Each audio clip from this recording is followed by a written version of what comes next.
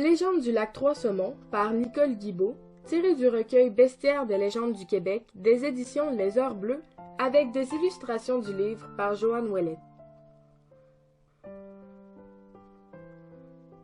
Pour bien comprendre cette légende, il faut savoir que le lac Trois-Saumons n'est pas situé tout près du fleuve, mais à quelques kilomètres dans les terres, un peu au sud de Saint-Jean-Port-Joli.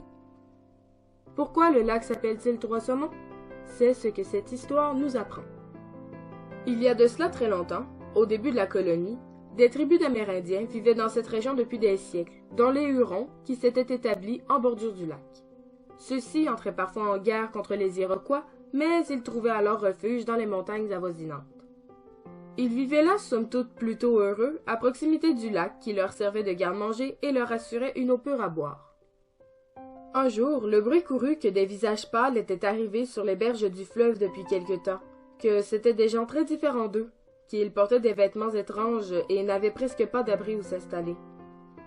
Ils bâtissaient des maisons, mais détruisaient la forêt, saccageaient l'environnement que les Hurons connaissaient bien, et apportaient avec eux des objets qu'on voyait pour la première fois.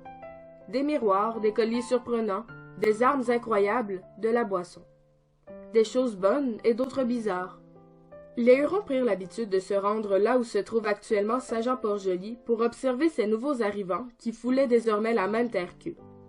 Ils réussirent tranquillement à se rapprocher de ces étrangers et remarquèrent qu'ils s'en trouvaient plusieurs à porter de grandes robes noires avec un collet blanc et à tenir sous le bras une sorte de brique noire, de roche noire.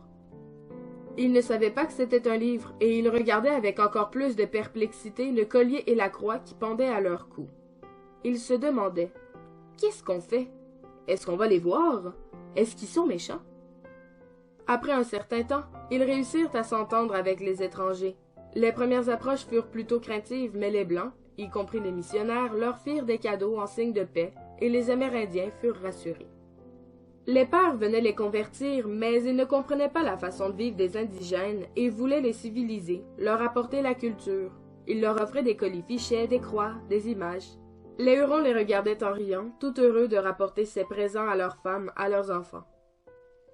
Il se créa ainsi une sorte de lien d'amitié et de curiosité entre eux. Les Hurons vinrent de plus en plus souvent au bord du fleuve rencontrer les Blancs et, un beau jour, ils emmenèrent les missionnaires à leur village au bord du lac.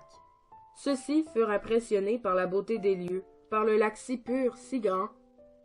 Après s'être promenés plusieurs jours en canot sur cette étendue d'eau limpide, en avoir fait le tour encore et encore, en admirant tranquillement le paysage autour d'eux, les missionnaires décidèrent de s'installer là, de trouver un endroit propice où s'établir.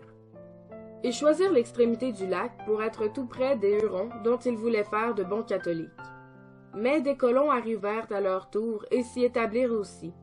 Ils furent de plus en plus nombreux, leurs familles grossirent, et ils finirent par ne plus respecter le pacte conclu au départ entre Blancs et Amérindiens. Ils distribuaient encore des miroirs et des chapelets, mais c'étaient des choses de peu de valeur en comparaison du gibier reçu en échange dont ils pouvaient se nourrir et nourrir leur famille. Cette façon de remercier les nouveaux arrivés était venue tout naturellement aux Hurons.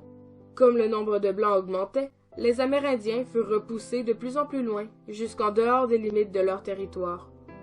Les colons continuèrent à occuper de plus en plus de terrain, tuèrent beaucoup trop d'animaux aux alentours.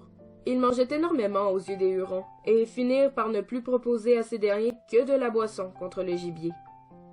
Lentement, la nation huronne dépérissait, pourrissant comme un vieil arbre malade, et le chef, lui, trouvait affreux de voir ses guerriers sombrer dans la paresse, délaisser la chasse et le travail, danser trop souvent sans but et sans arrêt, ne plus rapporter que des peaux pour les échanger contre des babioles ou, le plus souvent, contre de l'alcool.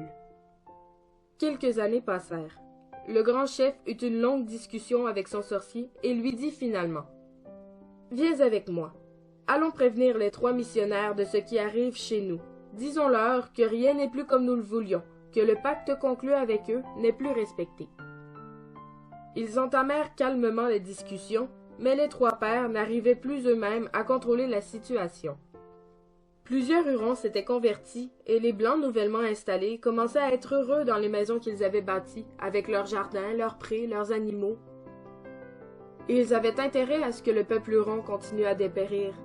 Les prêtres refusèrent d'intervenir pour corriger la situation et mettre fin au malheur dans lequel les Hurons étaient plongés. Le sorcier et le grand chef insistèrent encore, puis, constatant qu'on ne les écoutait pas, ils se retirèrent et prirent une décision.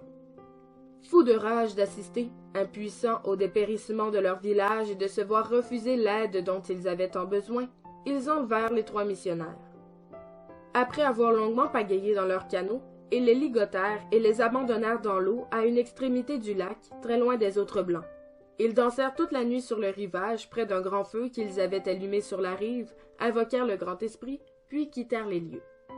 Quand ils revinrent le lendemain, il ne restait plus que les cordes au bord du lac. Les 3 missionnaires avaient disparu. Après s'être assis sur la rive, les 2 Indiens aperçurent 3 saumons qui sautaient au-dessus des eaux, comme ils l'avaient souhaité dans leurs incantations et leurs danses rituelles. Leur vengeance était accomplie, et le lac porte encore le nom de 3 saumons en souvenir de ce que sont devenus les missionnaires de cette colonie.